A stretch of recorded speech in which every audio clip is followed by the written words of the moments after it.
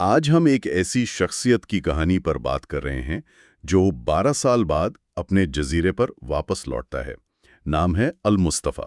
جی، اور اس کے پاس دینے کے لیے گہری حکمت تو ہے، لیکن سوال یہ ہے کہ کیا لوگ اسے قبول کرنے کے لیے تیار ہیں؟ بالکل، ہمارے ذرائع ایک بہت ہی شاعرانہ داستان پر مبنی ہے۔ تو آج ہم اس کی واپسی، اس کی تعلیمات اور اس کی پراسرار روانگی کے پیچھے چھپے مطلب کو سمجھنے کی کوشش کریں گے۔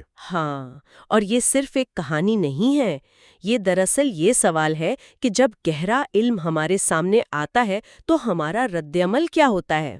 تو ہم اس کی تعلیمات کو 3 حصوں میں دیکھیں گے۔ جی، پہلا، زندگی کی اصلی حقیقت کیا ہے؟ دوسرا، روحانیت کا اصل چہرہ کیا ہے؟ اور تیسرا، اور شاید سب سے اہم، کہ حکمت کو قبول کرنا اتنا مشکل کیوں ہوتا ہے؟ چلیں شروع کرتے ہیں اس کی واپسی سے۔ منظر بہت ڈرامائی ہے۔ ہاں، وہ جہاز پر کھڑا ہے، اپنے جزیرے کو دیکھ رہا ہے، اور اس کے دل میں خوشی بھی ہے اور اداسی بھی۔ اور وہ سمندر کو دیکھ کر کہتا ہے، ہم بس اس کی لہروں میں سے ایک لہر ہیں۔ یہ جملہ بہت سادہ لگتا ہے لیکن اس میں گہرائی ہے۔ بہت گہرائی ہے۔ وہ شروع سے ہی یہ بتا رہا ہے کہ انسان ایک بڑی کائناتی حقیقت کا چھوٹا سا حصہ ہے، لیکن اس سے بھی زیادہ دلچسپ بات وہ ہے جو وہ آزادی کے بارے میں کہتا ہے۔ ہاں، وہ کہتا ہے کہ حقیقی آزادی کے لیے دھند بننا پڑتا ہے۔ جی، ایک منٹ، آزادی کے لیے دھند بننا، یہ تو بہت عجیب بات ہے۔ دھند تو بے شکل ہوتی ہے، غیر واضح۔ اس کا مطلب کیا ہے؟ یہی تو اس کے فلسفے کی خوبصورتی ہے۔ وہ کہہ رہا ہے کہ اصل آزادی یہ نہیں کہ آپ جو چاہیں کر سکے، اچھا، بلکہ یہ کہ آپ کون ہیں کہ خیال سے آزاد ہو جائے۔ مطلب اپنی نوکری، اپنے خاندان، اپنی کامیابیوں کی پہچان سے بھی بالاتر۔ تو جو ہم پر لیبل لگے ہوتے ہیں، ڈاکٹر، استاد، باپ، ان سب سے آزادی؟ بالکل، جب آپ ان تمام لیبل سے آزاد ہو جاتے ہیں تب آپ دھند کی طرح کہیں بھی جا سکتے ہیں، کسی بھی شکل میں ڈھل سکتے ہیں۔ یہ شناخت کھونا نہیں بلکہ محدود شناخت سے آزاد ہونا ہے۔ اچھا، تو یہ اپنی ذات کو محدود کرنے والے ڈبوں سے باہر نکلنے کی بات ہے۔ جب لوگ اسے دیکھتے ہیں تو ان کا کیا رد عمل ہوتا ہے؟ بالکل نہیں سمجھتے، وہ تو اپنی روزمرہ کی پریشانیوں میں گھرے ہوئے ہیں۔ وہ تو اپنے دکھوں کا علاج مانگ رہے ہوں گے۔ جی، وہ کہتے ہیں ہمارے دل دکھی ہیں، زندگی نے ہم پر ظلم کیا ہے، ہمیں تسلی دو۔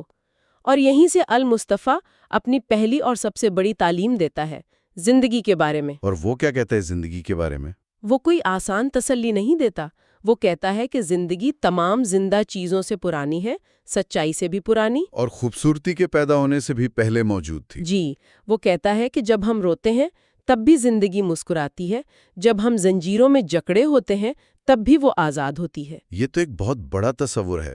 مطلب اگر کوئی شخص تکلیف میں ہے تو اس کے لیے سمجھنا کتنا مشکل ہوگا کہ کائنات مسکرا رہی ہے۔ اس کا مطلب یہی ہے کہ اپنی تکلیف کو کائنات کا مرکز مت سمجھو۔ تمہارا دکھ، تمہاری خوشی، زندگی کے عظیم بہاؤ میں ایک چھوٹی سی لہر ہے۔ تو یہ انسان کو اس کے ذاتی دکھوں کے پنجرے سے نکال کر ایک وسیع تناظر میں دیکھنے کی دعوت ہے۔ بالکل، کہنا آسان ہے لیکن سمجھنا بہت مشکل۔ تو وہ یہ بڑا کائناتی سبق دیتا ہے اور پھر 40 دن کے لیے غائب ہو جاتا ہے۔ جی، اور جب وہ واپس آتا ہے تو اس کے 9 شاگرد اس سے کچھ زیادہ عملی سوال پوچھتے ہیں۔ وہ اس شہر اور فلے کے بارے میں پوچھتے ہیں جہاں وہ 12 سال رہا۔ ہاں، اور اس کا جواب آج کے معاشرے پر ایک گہری تنقید ہے۔ وہ ایک ایسے ملک کی تصویر کشی کرتا ہے جو عقائد سے بھرا ہے لیکن حقیقی مذہب سے خالی ہے۔ مطلب دکھاوا ہی دکھاوا ہے۔ جی، جو ایسا لباس پہنتا ہے جو اس نے خود نہیں بنا، ایسی روٹی کھاتا ہے جو اس نے خود نہیں اگائی، اور ایسے لیڈر کو ہیرو مانتا ہے جو اصل میں ایک ظالم ہے۔ یہ تو آج کی دنیا کی بات لگ رہی ہے۔ بالکل، وہ معاشرے کے کھوکھلے پن کی بات کر رہا ہے، لیکن اس کے اپنے شاگردوں میں سے ایک سرکس، جو شکی مزاج ہے، اس فلسفے کو چیلنج کرتا ہے۔ اچھا، وہ کیا کہتا ہے؟ وہ کہتا ہے کہ یہ خوابوں اور خیالوں کی باتیں اچھی ہیں، لیکن جب بہار آئے گی تو یہ ساری برف پگھل کر ختم ہو جائے گی۔ مطلب جب حقیقت کا سورج چمکے گا تو تمہارے یہ فلسفے کہاں ٹکیں گے؟ یہ ایک بہت اچھا سوال ہے۔ شاعری اپنی جگہ، لیکن حقیقی دنیا کی سختیاں الگ ہیں۔ المصطفیٰ اس کا کیا جواب دیتا ہے؟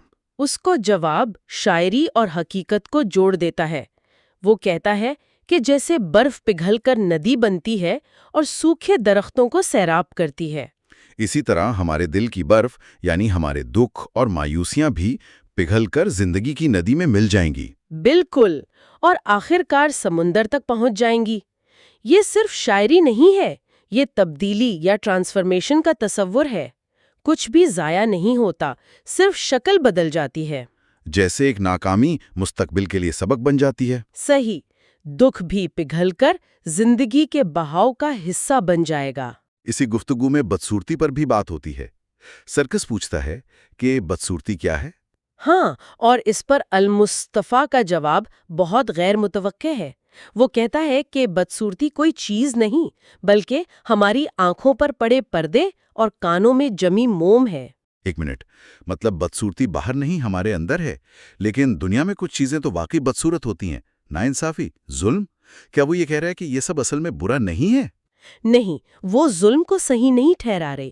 وہ یہ کہہ رہی ہے کہ جسے ہم بدصورتی کا لیبل دیتے ہیں وہ اکثر ہماری سمجھ کی کمی کا نتیجہ ہوتا ہے۔ اچھا، اس کے مطابق اصل بدصورتی صرف ایک ہے، روح کا اپنے ماضی کے سامنے خوف زدہ ہونا۔ یعنی جب ہم اپنی غلطیوں سے ڈر کر آگے نہیں بڑھ پاتے، وہی اصل بدصورتی ہے۔ اور پھر یہ گفتگو خدا کے تصور تک پہنچتی ہے؟ جی، وہ خدا کو پہلے ایک کائناتی طاقت کے طور پر بیان کرتا ہے، ایک ایسا دل جو سب دلوں کو سمیٹے ہوئے ہے، لیکن پھر اچانک وہ بات کا رخ بدل دیتا ہے۔ اور یہی اس کی تعلیمات کا سب سے انقلابی حصہ ہے۔ بالکل، وہ کہتا ہے کہ اس خدا کی بات کم کرو جسے ہم سمجھ نہیں سکتے، اور ایک دوسرے کی زیادہ بات کرو، اپنے پڑوسیوں کو دیوتا سمجھ کر ان کی بات کرو۔ واہ، تو المصطفیٰ کا سب سے بڑا پیغام یہ ہے کہ روحانیت آسمان میں نہیں، آپ کے بغل میں بیٹھے انسان میں ہے۔ بالکل یہی، وہ روحانیت کو آسمانوں سے اتار کر زمین پر، ہمارے رشتوں میں لے آتی ہے۔ وہ کہتا ہے اصل اسپرچویلٹی بڑی کتابوں میں نہیں، بلکہ سیدھی سادی بات میں ہے۔ ایک دوسرے کو سمجھو اور ایک دوسرے کا ساتھ دو۔ اچھا، تو وہ زندگی کا ایک عظیم تصور پیش کرتا ہے، روحانیت کو انسانی رشتوں میں تلاش کرنے کی بات کرتا ہے۔ اتنی گہری باتیں سننے کے بعد تو شاگردوں کو بہت متاثر ہونا چاہیے تھا۔ لیکن ہوتا اس کے بالکل الٹ ہے۔ ہاں، وہ اسے سمجھ نہیں پاتے اور وہاں سے جانے کے بہانے ڈھونڈنے لگتے ہیں۔ مجھے بہت حیرت ہوئی، ایسا کیوں ہوا؟ کیا وہ ڈر گئے تھے؟ یہی اس کہانی کا سب سے المناک اور سچا حصہ ہے۔ وہ ڈر گئے تھے، یا شاید اس حکمت کے بوجھ تلے دب گئے تھے۔ حکمت کا بوجھ؟ جی، المصطفیٰ خود پکارتا ہے، میری روح اپنے ہی پکے ہوئے پھلوں سے بوجھل ہے۔ یہ بہت طاقتور تشبیہ ہے۔ وہ ایک امیر آدمی کی مثال دیتا ہے جس کے ہاتھ ہیرے جواہرات سے بھرے ہیں، لیکن کوئی لینے والا نہیں۔ یہ علم کے اس بوجھ کو ظاہر کرتا ہے جس سے کوئی قبول کرنے کو تیار نہ ہو۔ یہ اس استاد کا درد ہے جس کے شاگرد اس کی حکمت کا وزن اٹھانے سے قاصر ہیں۔ بالکل۔ لیکن پھر شاگرد واپس آ جاتے ہیں۔ 7 دن بعد وہ سب لوٹتے ہیں، جی۔ اور المصطفیٰ ان کے ساتھ آخری کھانا کھاتا ہے، اور اس کی الوداعی باتیں بہت عملی اور ہمدردی سے بھری ہیں۔ وہ انہیں کوئی بڑا فلسفہ نہیں سکھاتا؟ نہیں، وہ کہتا ہے چھوٹے گیت گانا، یعنی چھوٹی چھوٹی بامانی چیزیں کرو۔ وہ کہتا ہے سچ کو پیارے اور چھوٹے الفاظ میں کہنا، مطلب اپنی بات محبت اور سادگی سے کہو۔ اور سب سے اہم بات، وہ انہیں ان لوگوں کی مدد کرنے کو کہتا ہے جنہیں معاشرہ کمتر سمجھتا ہے۔ انوروں جیسے ہیں یا سر پر سینگ ہیں۔ اس کا مطلب ہے ان لوگوں کو سمجھو اور قبول کرو جنہیں معاشرہ عجیب یا گناہگار سمجھ کر رد کر دیتا ہے۔ وہ انہیں ہار ماننا نہیں بلکہ مسکراہٹ کے ساتھ سمجھنا سکھاتا ہے۔ جی، یہ ہمدردی اور قبولیت کا آخری اور سب سے بڑا سبق ہے۔ اور پھر وہ موت کے بعد بھی واپس آنے کا وعدہ کرتا ہے۔ کہتا ہے موت صرف ہمارے چہرے پر لگے نقاب بدلتی ہے۔ یہ وعدہ اس کے ٹرانسفرمیشن والے فلسفے کا نچوڑ ہے۔